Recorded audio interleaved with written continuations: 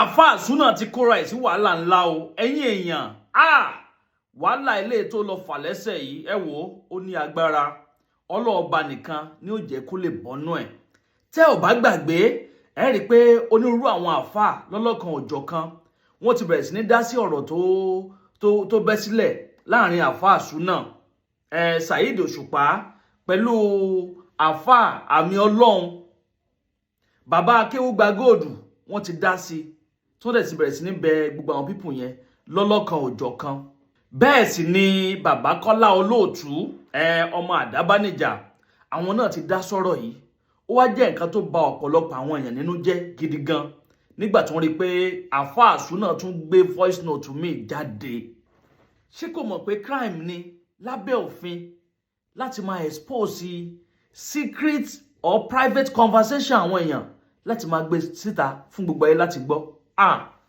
ọlọ́ọ̀ba nìkan ni ó jẹ́ kó lè bọ́ kúrò ní ilé tó wà yìí o torí ó ti ń fa gbùrù lẹ́sẹ̀ o kọ́lọ́ọ̀ba Èdùmàrè kó jẹ́ kí àfáà súnà kó ètè bọ́ kúrò ní rògbòdìyàn eléyìí tó tara bọ̀ yìí. ẹ̀yin èèyàn mi ẹ wá gbọ́ nǹkan tí Yàyà Gàmbàrí tó sọ lórí ọ̀rọ̀ yìí tó ró sojú abẹ́ǹkó ẹ súnmọ́ bí kẹ bá ń wá nǹkan fìdílé tàbí kẹ fìdílé nǹkan kẹ tí wọ́n á fetí gbéyàwó ọ̀rọ̀ torí pé kíni eléyìí ó gbẹnu tán ó lékenkà kódà ó tún pàkàsọ láì dé ìnàpẹnu ó yá ẹ̀ ń sọ níbẹ̀.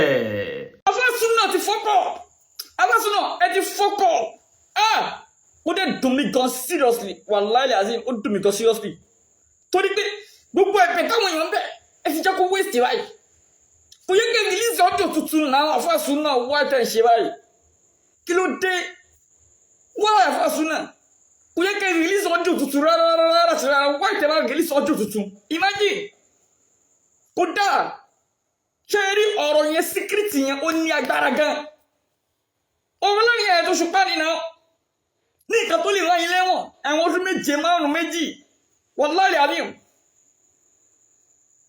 Afásúnà àwọn nífẹ̀ẹ́ yín ni ó àfẹ́jẹ́ kábúrú ṣe yín a ṣe ń sọ̀rọ̀ ó ń dùn wá ó ń káwọ́ lára torí pé ẹ̀kọ́ jẹ́ kíkí nìyẹn ẹ̀ ń jẹ́ kó máa lé sí ẹ̀ ń jẹ́ kó máa lé sí ẹ̀ ń jẹ́ kó máa lé sí ẹ̀ ń jẹ́ kó máa lé sí ẹ̀yin náà gbọ́ wọ́n ní ẹni wọ́n ti àrẹ́sì ọmọọṣẹ́ yín àbí wọ́n àrẹ́sì ọmọọṣẹ́ yín àbí ọmọ yín ṣá àbí wọ́n ti wá yín wọ́n wá sí ṣọ́ọ̀bù yín àbí now ẹ wá wò kọ́ tẹ̀ tí wá ṣe ọdún tẹ̀ tí wá líkì yẹn ọdún yẹn tiẹ̀ bad nísìn ẹ ti involve àmì ọlọ́run sí pátápátá Afásúnà ẹ ti involve àmì ọlọ́run sọ̀rọ̀ yìí nísìn báyìí táàmì ọlọ́run máa fẹ́ gbé gbèsè tẹ́lẹ̀ nísìn báyìí ó gbé nítorí fọ́ọ̀sì yẹn lágbára ẹ̀kọ́ tó wà bẹ́ẹ̀ lágbára ẹ̀mí là ń sọ̀rọ̀ pẹ̀ ọ̀rọ̀ ẹ̀mí lẹ́ sọ nǹkan tẹ àtàkì mọ́ra wọn yẹn ó lágbára pọ̀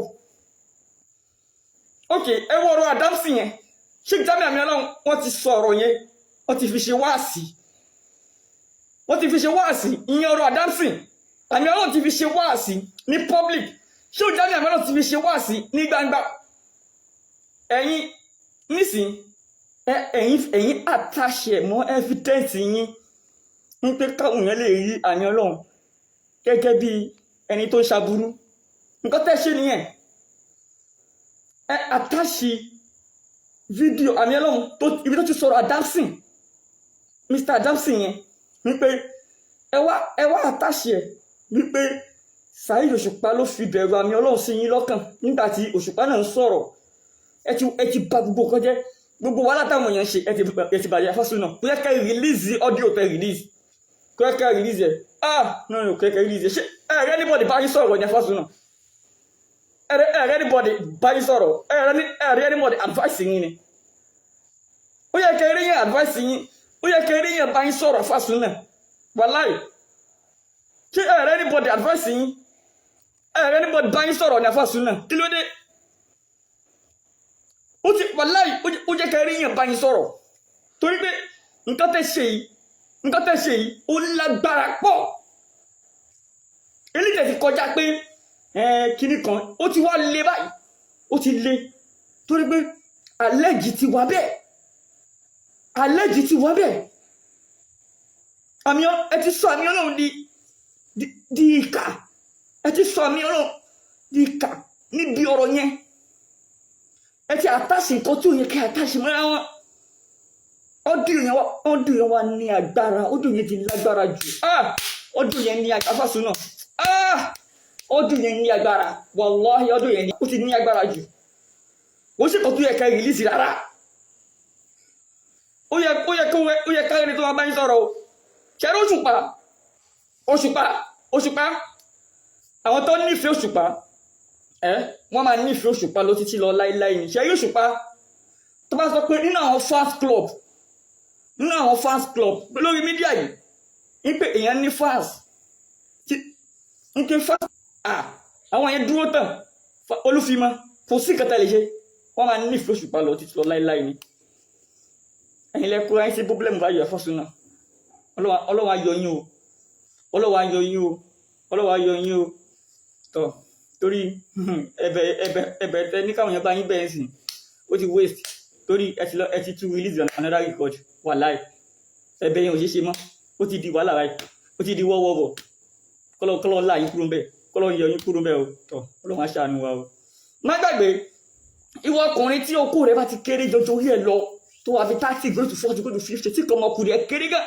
Tó dàbí nǹkan sáìsì ọmọ ọdún 5 bí sáìsì ọmọ ọdún 6. Àgbówà tó confirm tó lójú jẹ́ kí ọmọkùnrin yọ dáadáa tí sẹ́ẹ̀sì tó bá fẹ́. Tó bá dẹ̀ tí yọrí sẹ́ẹ̀sì tó bá fẹ́ permanent ni no any side effect rárá àti rárá. Ẹ má bínú nẹ́tíwọ́ọ̀kì yẹn ni. Mo jogún bá àgbónlé mo ṣe ní lọ́wọ́ o. Mo jogún bá àgbónlé òun ni mo ṣe ní lọ́wọ́. Ìwọ ọkùnrin bóyá ìdákọ́lẹ̀ ló ṣe é tí okú ẹ̀ tó fi ń súnkì, àbí bí wọ́n ṣe bímọ ẹnìyẹn ó kọ́ dédé pé okú ẹ̀ ń rá mẹ́lẹ̀ látara bí apọ̀ jẹ̀dí. Àgbówà tó jẹ kó jọ kò dẹ̀ ní any side effect wallahi alazim. Kẹ́lẹ́ kó fàkẹ́ mo jogún bá àgbónlé ṣe máa fi wéyí ọ̀yìn ẹ̀yin náà mọ̀. Wàdí pé ìwé yìí ìwé dídè sí ni, wàdí pé ìwé àwọn àbáyé àtijọ́ ni from A to Z ìwé yìí àgbólógún mẹ́rin ṣàṣà ní ra àgbo tó wà débẹ̀ tó dé bá. Tó bá sì ní ṣe fún ẹ̀sìn pẹ́ ìkọ̀pálí àgbólógún bẹ̀ mo jogún bá àgbónlé ni. So ìwọ ọkùnrin tó kó ẹ bá ti kéré jọjú yẹ lọ, tó wà ní 30 years 40 years tí nǹkan ọmọkùnrin ẹ kéré gan débi pé àwọn obìnrin ń rí wọn sá àbí ìyàwó ẹ̀ gan complain ní pé kíní ti kéré jù tètè kàn sí Yahya Gambari o. Má lára oògùn tó dá sí pé ó jẹ́ kí nǹkan ọmọkùnrin wá tóbi at the end of the day nǹkan ẹ máa wá dákọ̀ lé àwọn ní side effect nìyẹn o. Tọ́ ìwọ tó bá ní bí o ní BP náà or diabetes, àgbówó àmì tó kàn fà tí ó kí ọ BP yẹn tí ó kí ọ diabetes yẹn tó ní gbọ́n sórí BP tó bá ti ń pẹ́ jù lára ó máa ń result sí stroke. Ó dẹ̀ máa ń fà á tó ní ohun sùn tó yá kó máa fọ ẹ. Ó máa ń fọ pé tó bá ṣe kékeré bá sáré rẹ̀ á máa cause different things. Àgbówó àmì tí ó kí ọ rẹ̀ pátápátá ó ní bí àwọn bàbá wa yá àtijọ́ ó ní bó ṣe ń treat BP diabetes kí táwọn ìbòdè ilẹ̀ jogun bá ní ara ti ṣe fáwọn èèyàn dáadáa tó fún lọ. Kódà ìwọ tó bá ní diabetes yẹn tiẹ̀ tó bá ti ń pẹ́ jù kíní ni egbò àdájìná òun lòun máa ń kọ́ egbò yẹn máa jà títí wọ́n fi ní máa gẹ́sẹ̀ yẹn. So àgbógbò àbí tí ó kéré pátápátá wallahi àti ṣe fáwọn èèyàn dáadáa tí ò níye. Tètè kàn sí Yahya Gambari, mẹ́sẹ̀gì mi lórí WhatsApp, o lè mẹ́sẹ̀gì mi lórí WhatsApp tó sọ mẹ́sẹ̀gì wọ́n fẹ́ tètè get mi lórí WhatsApp àti get mi lórí 09021975321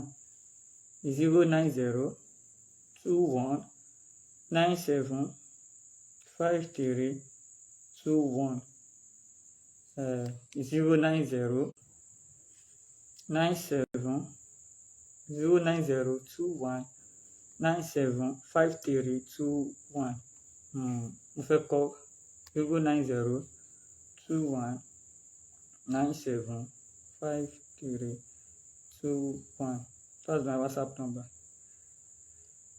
Tó bá ti get mi lórí WhatsApp àti get mi. Kódà ìwọ obìnrin tó bá ní fibroid